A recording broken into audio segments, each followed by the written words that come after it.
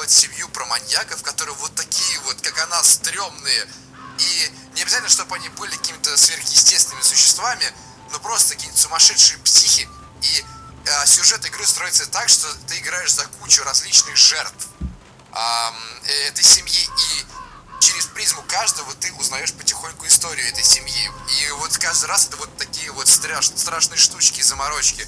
И, допустим, вот так можно было бы сделать, что чем большему количеству людей ты помог сбежать, тем больше сюжета ты узнаешь. То есть, допустим, всеми людьми ты сдох, и ты ничего не узнал про эту семью, заново начинаешь играть.